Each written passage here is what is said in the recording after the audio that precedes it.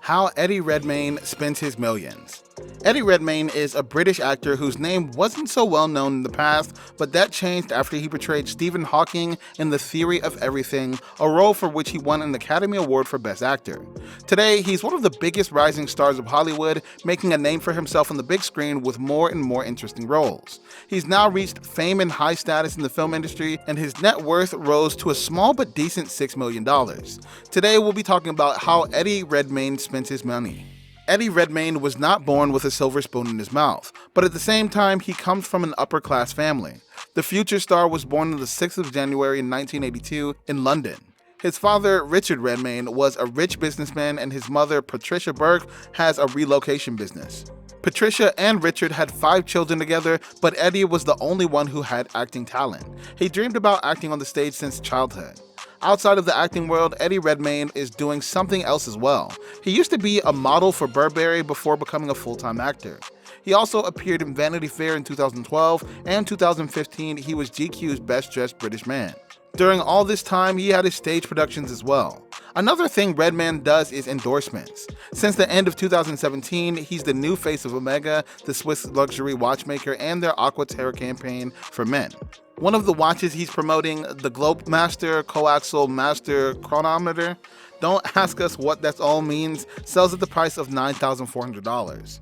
Some time ago, Eddie was living with several friends in a bachelor pad, but that changed when he married Hannah Bagshaw and then went on to live with his parents while looking for a home of their own. When in England, Redmayne seems to be driving an Audi, quite a normal model and not some fancy luxurious car.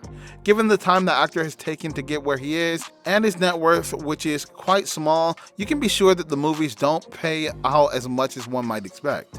We weren't surprised to find out that his highest paycheck was from The Danish Girl, which earned him no more than $350,000 back in 2014. Les Miserables only brought him $205,000 in 2012, and The Theory of Everything $250,000 in 2014, as well as Jupiter Ascending adding to his bank account another $228,000 in 2015. So nothing yet to skyrocket his net worth to higher numbers, but we're sure that his next films will get him some fortune soaring high in the next few years. Eddie's rising success has been quite evident, and this has encouraged him to spend on a luxurious home. Eddie and his family found themselves a good place to call home in London, though nothing else has surfaced so far about the details of their home. But you can bet it's a nice, cozy place with some good amenities and an interesting price tag. French Riviera.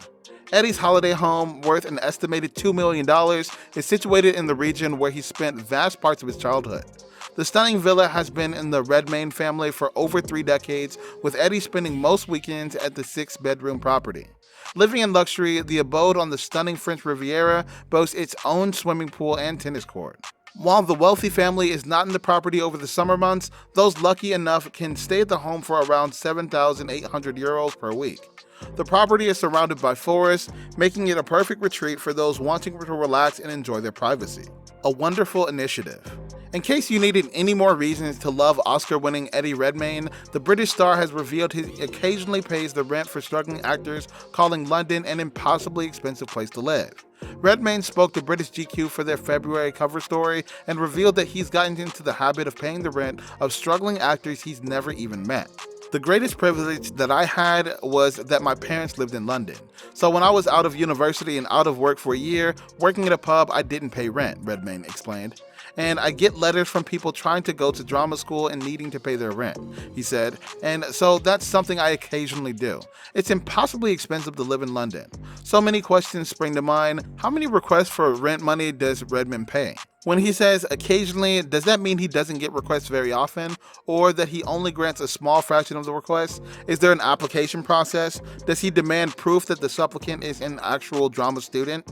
Would he be open to paying rent for drama students in other impossibly expensive cities like New York City or San Francisco? How about cities that are just very expensive like Los Angeles? Redmayne, who became an OBE in the Queen's Birthday Honors in 2015, was in Eton College in the same year as Prince William and graduated from Cambridge with a degree in History of Art. So that brings us to the end of our video. Let us know in the comment section below what you think about how Eddie Redmayne spends his millions. Thanks for watching, and we'll see you in the next video.